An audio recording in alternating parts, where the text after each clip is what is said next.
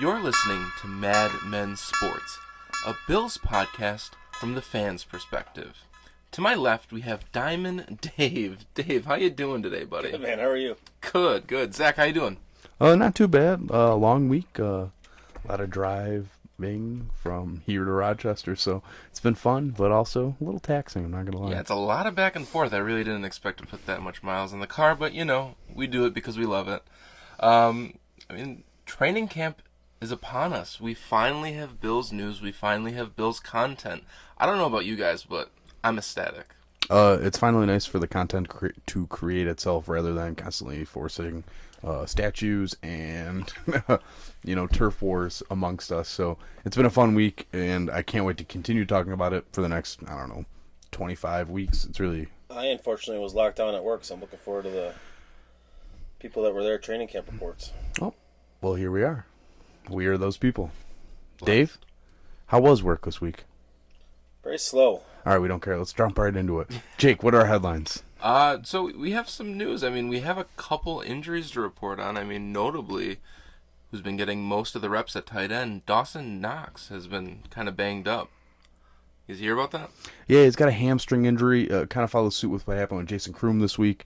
A lot of taxing, effects on the hamstring. So it's really interesting to see how that will develop throughout training camp. Hopefully it's a mild injury so we can really see, more out of the third-round pick, which I do have notes on him. I can't wait to get into that later. That'll be most of our podcast today is what happened at Bills camp. I will reiterate and regurgitate what I saw. So that was very, very fascinating.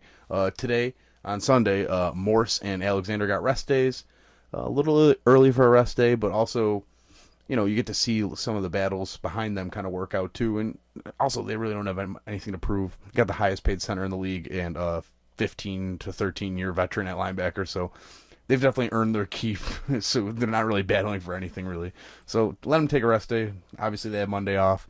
It'll be really interesting to see how they monitor their load management moving forward. Yeah, you have to take into consideration specifically Lorenzo Alexander. He is a true veteran on this team, but, you don't see Frank Gore taking any days off. He took a couple sips out of the Fountain Youth again. He's looking pretty good. Yeah, he's looking very good, but we'll get more into that, of course. A notable NFL injury today actually came out. A.J. Green came out with an ankle ligament injury. He'll be out for 6 to 8 weeks. That is a huge fantasy breakdown because everyone's gearing up for the fantasy drafts. A.J. Green's usually at the top of everyone's draft boards when it comes to wide receiver. Dave, where do you think he'll end up now that his beginning of the season's a little indifferent right now? He could still be back by week 2. He's not.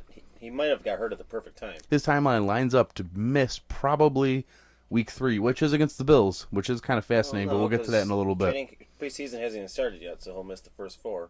He could be back by week 2. If he comes back against the Bills, that could be interesting, but I don't look at the Bengals as much of a threat. That doesn't really scare me.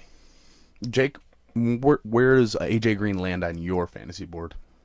Ooh, pre-injury, of course. You have to at least consider him in the late second, third round. After the injury, I would probably give him late 4. Late 4. That's still a pretty early pick. I'm not gonna lie. I'm late looking 4. at 8, 9.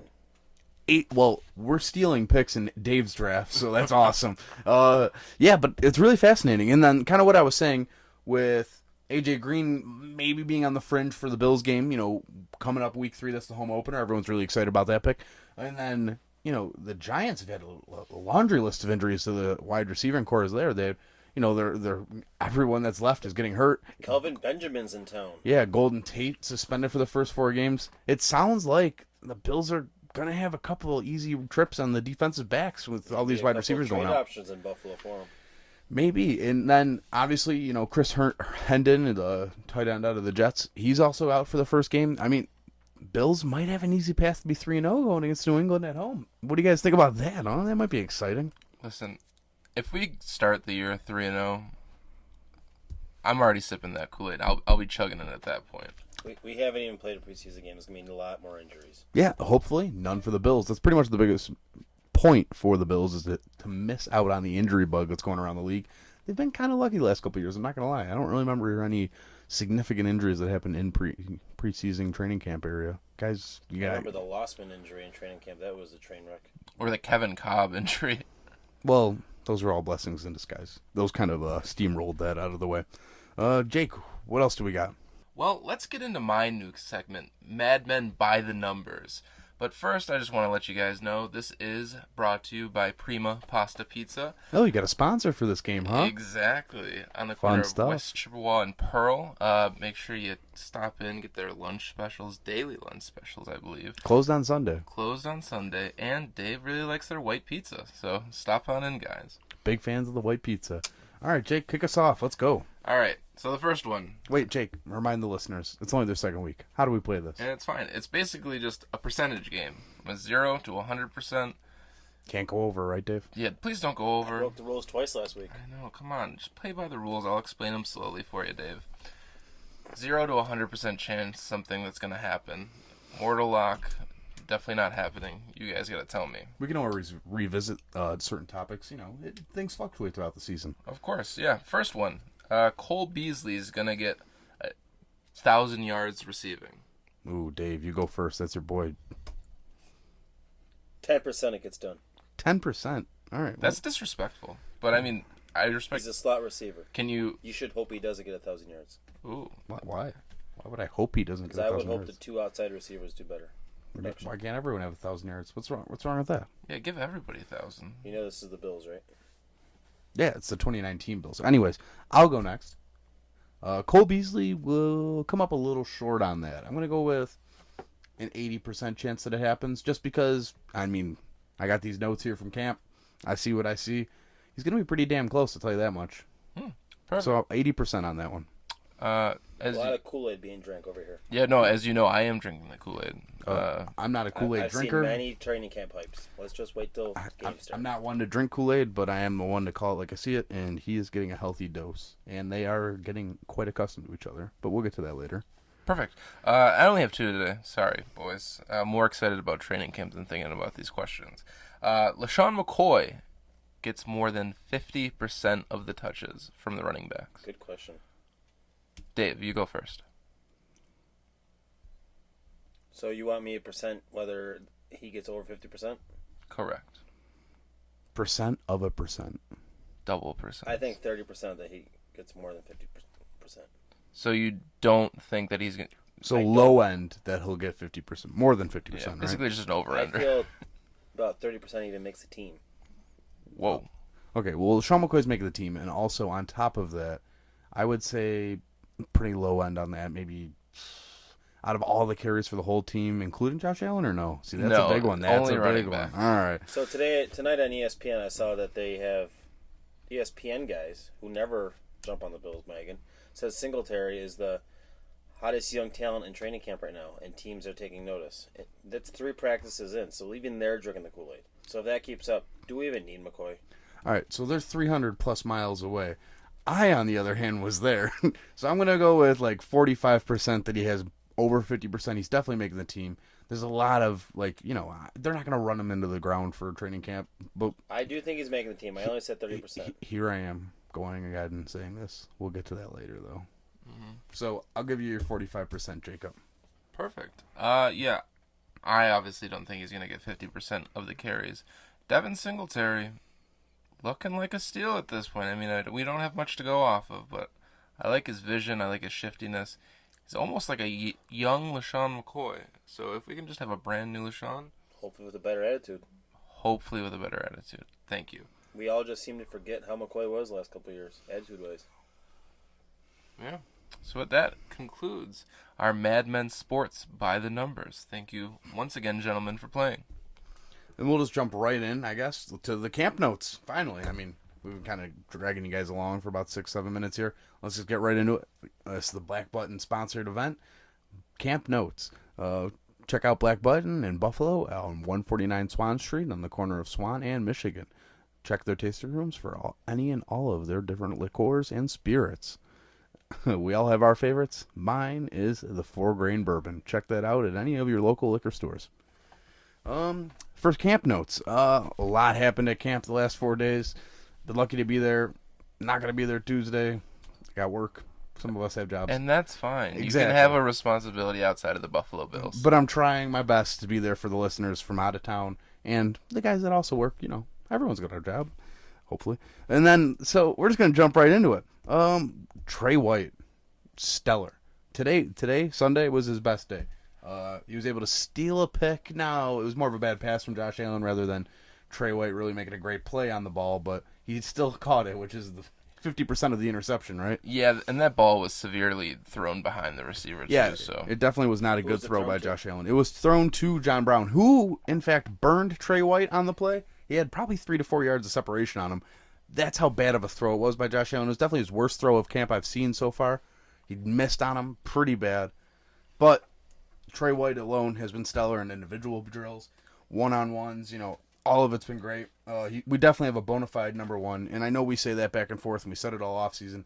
It's just good to get that, solidified again. Looking for that money. Exactly. You know what? He should, because it's not easy to come around for first, top-tier defensive backs, especially corner. We let one go with Stephon Gilmore. He's a stud in New England. We picked right up where we left off and got Trey White. So that's awesome. The DB2, cornerback 2 battle right there. That's definitely a tough one between AJ Gaines and Kevin Johnson there.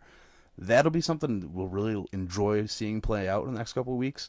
I picked Kevin Johnson as my steal 2 weeks ago. Yeah, Kevin Johnson has definitely been the stud of the two. He's definitely getting more of the first team reps, but EJ Gaines, when in those positions, have been able to capitalize on those positions. So it's awesome to get those reps for EJ Gaines. If he can stay healthy, I imagine all the way through camp, he'll be able to fight through for a spot. And who knows, maybe week 1, our number 2 cornerback will be much better than last year's number 2 quarterback. yeah, it's very nice knowing that we won't have to rely so much on Levi Wallace. So Yeah, who did have a great second half of the season, but if you can kind of put him on the back burner, let him grow a little bit, see what happens, because, Kevin Johnson, he's had injury problems, EJ Gaines has had injury problems. Throw Levi Wallace or Ryan Lewis in the mix. You got a little bit of a Who started the season last year as the number 2 cornerback? Don't know. He definitely didn't finish the season there. Just Some guy that got injured. I don't remember. no. who started the season last year, you said? I don't think he got injured. I just think he just left halfway through the second game. He yoked out of there. Let's quit on this question. What's next? So yeah, as for quarterbacks, like I said, Josh Allen has been stellar.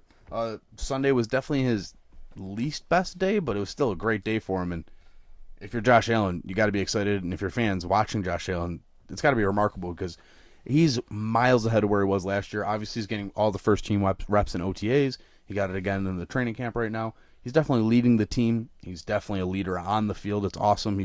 Someone false starts or someone messes up a route, he's bringing them back into the huddle. He's getting them back on the line. He is controlling it. And you know what? It's a big testament to McDermott, Brian Dable, and Ken Dorsey to kind of give this guy some confidence. Let him know that he owns this offense. Accountability is going to be everything this year. Second-year quarterback, owning his offense, full-time starter now. This will be a huge jump for him. Now, we're going to say this, that he's been great in camp all 4 days, but it's only been 4 days, so there's plenty of room for error, and you got to let it happen because, everyone says in the beginning of the year, Tom Brady looks like he's done. These guys aren't going to be perfect in the beginning. You got to let it grow. You got to let them get comfortable again. They would have went 4 months, especially Josh Allen. He went 6 months without playing, so let these guys, get back into their own a little bit. As for the number 2 cornerback, Matt Barkley, that guy is definitely the perfect number 2 because he's sure, he's confident, he definitely knows where he's throwing the ball. He throws a nice ball, and he's definitely not a starter. You can definitely see a huge drop-off from Allen to him, but he's definitely better than what we have seen at the number 2 cornerback spot last couple of years. Yeah, and he doesn't have that wow factor. I think that's a big knock against him in terms of his capability of being a starting quarterback. But, he dropped a beautiful ball. I think it was, to Andre Roberts, right? Yeah, he's definitely been as sure as you can be about a number 2 quarterback. There is no competition between him and Tyree Jackson. I know that's Jackson something looks horrible. Yeah, I know it's something we kind of kicked around this offseason, kind of just pandering to the fans a little bit. It's kind of what the Bills might have done with taking Tyree Jackson in the offseason. He's looked horrible. He had one good pass on Saturday. It has not have been a notable first 4 days of camp. Now, granted, does everyone in Buffalo know he probably should have stayed in school? Yes. But we don't know what happened. We don't know the situation. If you get a chance to go and get paid to play football, you take that chance, go for it. Can't blame him. Maybe the Bills definitely stash him on a practice squad somewhere. Keep him around. Let him develop. He's a project. So the funny part is the Bills have 2 project quarterbacks right now, and Josh Allen, who's definitely projected, and projecting to definitely be a sure number one quarterback. And he's looked great. We've seen him in action. It's happened. But Tyree Jackson looks a lot farther than Josh Allen has ever had. So there's definitely a huge drop-off there. So Tyree Jackson may be ready for that fourth preseason game and fighting for his job. Yeah, and honestly, this isn't a knock on Jackson. I would be surprised if the Bills even bother keeping him around that long. He's definitely not who we might have thought he was. And you know what? Maybe that's just because it's the whole Buffalo UB thing, Buffalo Bills thing. So we can definitely simmer any expectation we ever had of Tyree Jackson on there. Really hard on this guy for his fourth practice. Yeah, Jeez. I mean, I think fans got a little excited. I got a little excited. It's definitely his fourth NFL practice, but maybe that's just a testament to how good everyone else looks. Josh Allen's definitely looking great. He had a stellar Saturday. Might have been his best practice as a Bill. We know that he's finished strong last season. I'm excited to see him get right into the season. As we kind of mentioned in the beginning of the podcast, they kind of have an easy road the first three games. They have less than stellar player teams they're going against, especially defensive wise. And then week 4, you get New England at home. Who knows? The Josh Allen hype train is starting early, and hopefully it stays that way. Yeah, I always think it's good to take the Patriots early in the year. I mean, absolutely. Everyone always says they start slow. Exactly. Let's get on them quick, right? Let's start fast and hot. It takes their defense a long time to get ready. Usually week 10, and then they pick it up. So let's look at that young defense early. Absolutely. And I'll jump through my notes here. I got an interesting point that Dave kind of made, and then it kind of goes back to your second point of, behind the numbers with Mad Men. Is that what we're calling it now? Yeah, by the numbers. All right, by the numbers. So, yeah, Gore and Singletary today looked great. The first 3 days of practice, they didn't focus on running too much in team activities. That kind of goes to, Saturday being their first day in pads. You don't need these guys bumping into each other as much as you need to in their fourth practice. You know what I'm saying? So running hasn't been as much of an influence as you think they might. They definitely have a strong stable of veteran running backs. Those guys know how to run the ball. They're all 30-plus except for Singletary. And then it's definitely starting to separate themselves as a three-court running back type of thing here. They're definitely holding McCoy out just in case injury. They don't need him to. He has nothing to prove. You know what I'm saying? Mm-hmm. Frank Gore, last 2 days, I don't know what he's trying to prove, but he looks awesome. Like that guy looks like he's 23 years old, just ready to run through walls. And he's a tank too. Exactly. He's definitely had an unbelievable practice last 3 days. So that's awesome. Singletary today on Sunday, that was his best practice. Like Dave said, he's starting to get some media hype. Let's just simmer that down. He's only getting touches just because they're not going to throw McCoy in practice. He has nothing to prove. He's got over 12,000 yards, right? Is it 10,000 or 12,000? It's the race to 12K now. So he's over 10,000 yards rushing. I mean, this guy has nothing to prove. He definitely knows the offense. He knows Brian Dable. It's his second year. As for Gore, it's his first year. Maybe he just wants to get acclimated to have the feel of the team a little bit. Singletary definitely looks like a steal, though. Back to what Jake said. Singletary is definitely legitimate, and I'm really excited to see how that turns out for his future with the Bills. How's Yeldon looked? I saw him catch a pass out of the backfield. Looked very elusive. I mean, that's what we kind of brought him in for, to catch passes out of the backfield. So I didn't see too much of him. He was kind of a ghost, but I saw 1 or 2 plays from him. Yeah, I'm going to be frank. Yeldon's probably on the outside looking in on that this roster. That's a good set on 53 too. Yeah, so Yeldon's probably not looking too hot right now. Even with the Jackson connection, Jacksonville connection. Now we could go back to that, but I mean, you could probably get the same thing out of any of the other running backs that Yeldon kind of provides for you. So I wish Yeldon could stay on. If I was the Bills right now, today, I would cut Yeldon and bring in Theo Riddick. But what are you going to prove at that point? Just have another elusive catching running back. Yeah, exactly. You're just going to get rid of the running backs anyways. And I think if they wanted a running back that bad with Yeldon's skill set, they would have already done the Riddick deal right there. So that's nothing there. This is definitely one of the bigger 2 position battles that everyone likes to talk about. I kind of held them later, I'm not going to lie. Wide receiver this week has been a John Brown, Cole Beasley show, and everyone loves it. Those 2 guys are emphatically better than everyone else. They sit out in individual drills. Those guys are the cream of the crop compared to the Bills. Now, after that, it's hard to say because there's only 3 wide receivers really getting a steady dose of first team. It is John Brown, Cole Beasley, and Zay Jones in the first team for the most part. Saturday, Robert Foster got his chance to catch some nice deep balls. He did that. Sunday morning, someone asked the question about Sean McDermott about Robert Foster, and Robert Foster had to get challenged by him. He told Foster that he needs to evolve his game off of just more than just a deep threat, which very interesting. I know McDermott loves when people earn their playing time. That's a great challenge by him. Raymer McLeod has really rose to the occasion this offseason.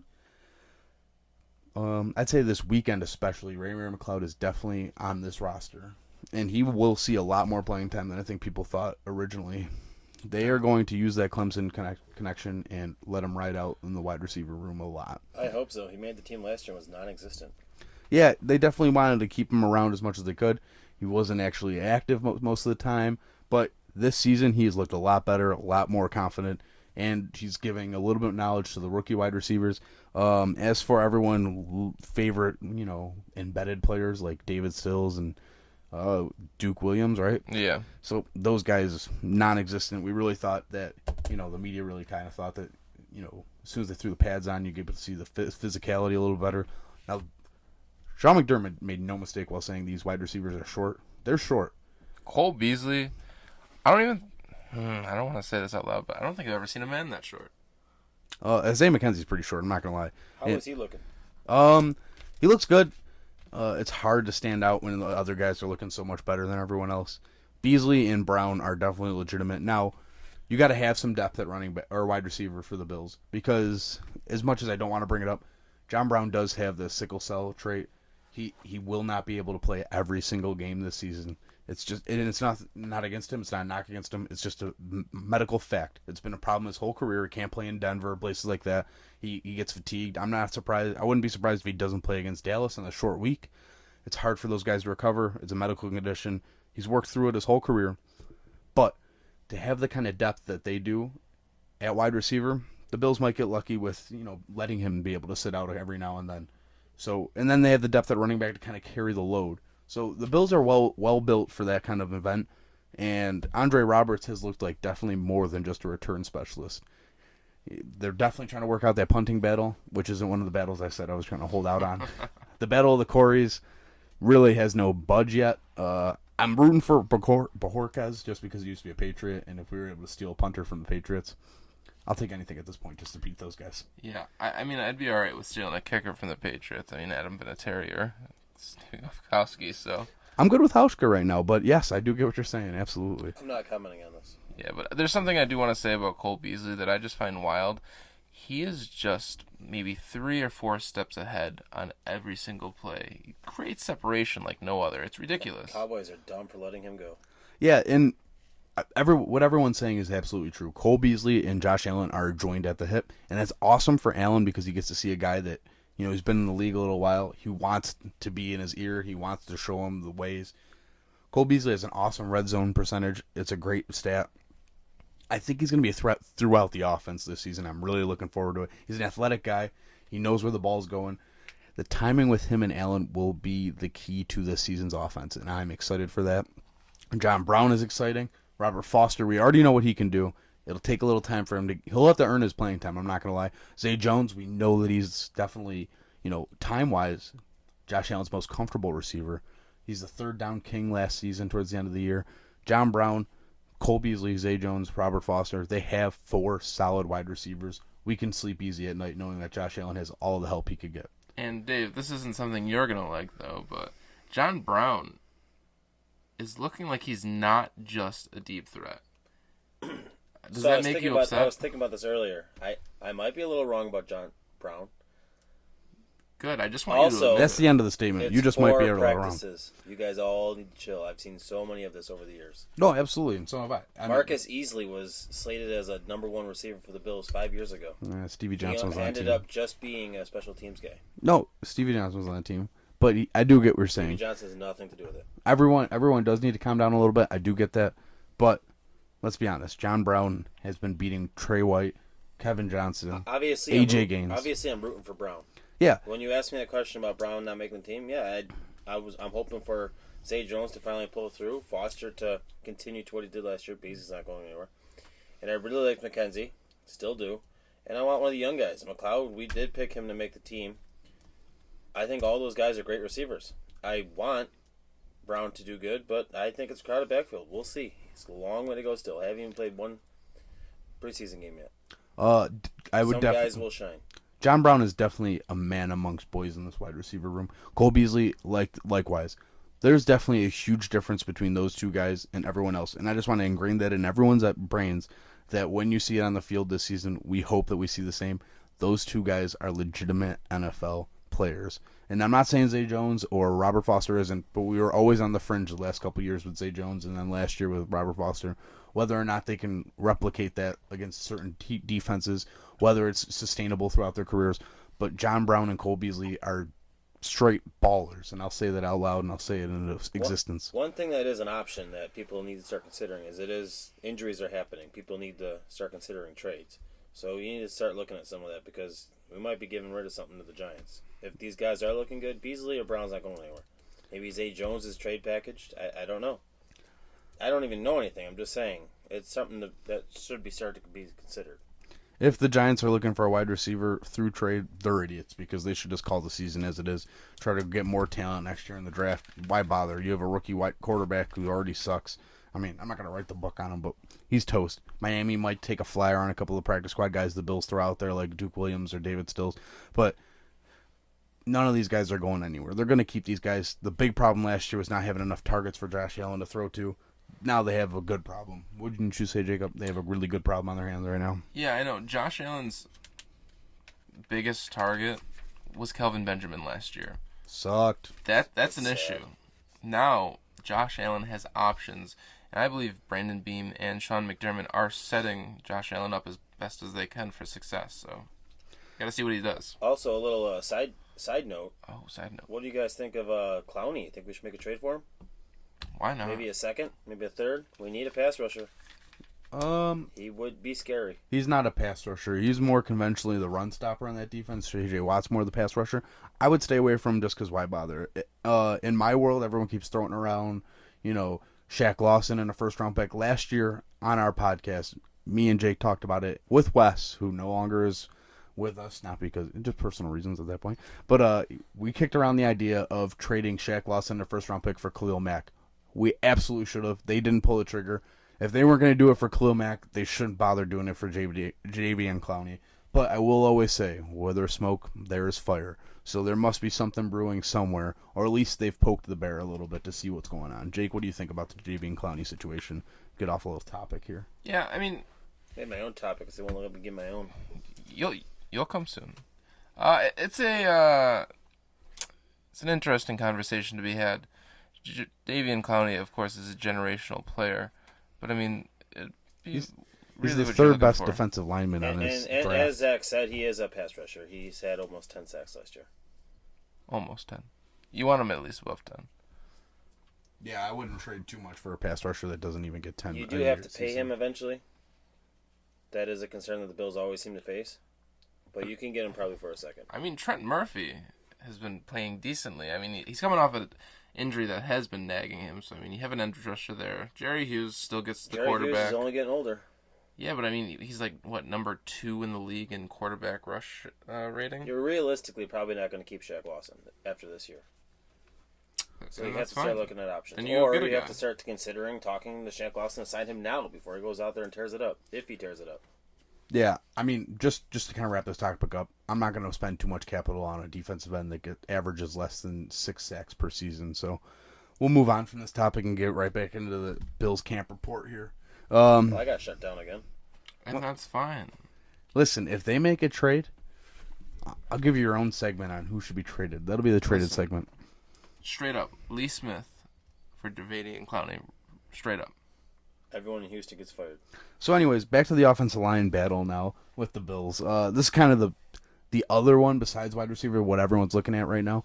The biggest, second biggest, I guess, because wide receiver is really the important one. But the biggest hole on the team last year was the offensive line. It really didn't give Josh Allen a lot of time.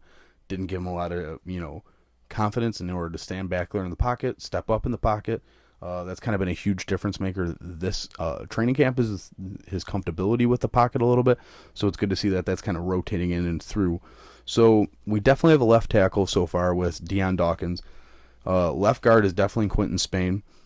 Center, so far is Mitch Morse. Morse code. That'll be awesome. The right guard has been the biggest battle with John Feliciano and Spencer Long. So that'll be a really interesting battle to see play out through the rest of the offseason. Or, I guess, preseason. We're done with the offseason finally, We're boys. in a new mode now. Absolutely. So, John Feliciano and Spencer Long, they are in a heated battle for right guard. Today, Mitch Morse sat out, so you're able to see Spencer Long next to John Feliciano. So, we really get to see how they play, without the nice, footed and knowledgeable Mitch Morse. And then, so far, right tackle has been owned by Cody Ford. Has that surprised you guys? Not after watching Embedded. I know it sounds silly, but I mean, I just like where his head's at. I mean, he's tough mentality, going out and getting players. I mean, no. We drafted him for a reason. We drafted him early. Up close. He's a big boy. You know what's crazy about him? The stat that everyone loves, and I love it too. He has been the right tackle for 2 straight Heisman Trophy champions. You can't beat that. How many pancakes does he have? I don't know. So far 0 because his NFL career just started. I hope he wins that right tackle job. That's kind of what he's here for. Absolutely. And then if he doesn't, then that Ty Nsekhe is a great depth guy. He's a big guy. Adrian Waddle, that guy's huge. I thought Nsekhe was going to be the biggest offensive lineman. I think Waddle's just as big. That guy is gigantic. He shows up on the field, especially next to those wide receivers. There's probably 2 Isaiah McKenzies in Adrian Waddle. And he's got a couple of Super Bowl champions. Get in my belly. Absolutely. One note that I would make for the roster, I think we could probably, I know everyone loves him. He's a captain. He played the most snaps out of anyone in the offense last season. I think we could probably swap out Pat DeMarco for a roster spot and then put just Lee Smith in his position. But I know Dable has his own ideas. Sean McDermott likes having a strong center of gravity veteran there for captaincy. And then kind of staying on tight ends to wrap up the camp session here. Dawson Knox has definitely got the majority of the first team reps. Kroom's been out, Croft's been out, Lee Smith is a blocking type. And Knox has kind of risen to the occasion. He's looked awesome, sure-handed. Now today, he did kind of sit out. He definitely sat out with the hamstring injury. Hopefully he'll be able to overcome it. But he's looked great. He had a little mix-up with Micah Hyde on Saturday, and hopefully that won't be the last time. It's good to see a little fire in camp, get a little competition going, offense versus defense. All that tells me is we really need a tight end. No. They drafted him in the 3rd round. This guy could be as legitimate as you want him to be. He's big. He's definitely got some size. It's exactly what you want from tight end. Some size and the ability to catch. At Ole Miss, he was a little undervalued, but they used him in the different formations and different, kind of schemes than the Bills plan on using their tight end, hopefully. Yeah, especially when you have DK Metcalf as your number 1 wide receiver at Ole Miss. He's not going to get a lot of targets. No, absolutely. And then you had 2 stud wide receivers at Ole Miss. Your 3rd option might have been Dawson Knox. Hopefully Dawson Knox fits in the offense of the Bills a little bit better. That was very informative. Thank you, Zach. Absolutely. Those are your black button Bills camps notes. Ooh, that's a lot of beers. Cheers to a day well done and first week of camp wrapped up. Cheers to a first week of camp, boys. Perfect. That wraps up our weekly podcast. As the preseason rolls along, start getting more content. You'll be getting more content out of us. Are you guys putting me into work again this week? Of course, yeah. We're going to ship your ass out to Rochester. Yeah, finally. Do I have to talk to you guys too again this week? It'd be nice. Yeah, of course. Also, check Wednesday. We have a nice interview planned out with Matt Perino, old friend of mine. I can't wait to get back in with him. He'll give us a couple notes, and we'll see how we go there. Yeah, of course, follow us on Twitter, Instagram, like us on Facebook. We're on YouTube, Spotify, iTunes. Like, subscribe, thumbs up, leave us a review, all that fun jazz. MadmenSports.com. We'll write articles and such. And of course, if you have any questions, Dave loves answering questions from you guys. So please email us at madmensports. YouTube comments are his favorite. When are we potting again this week? Whenever you want. When are you free? In an hour. Perfect. Another one coming at you soon, boys. Yeah, content's going to rev up, guys. Preseason games, after every preseason game, every Sunday, we're staying steady.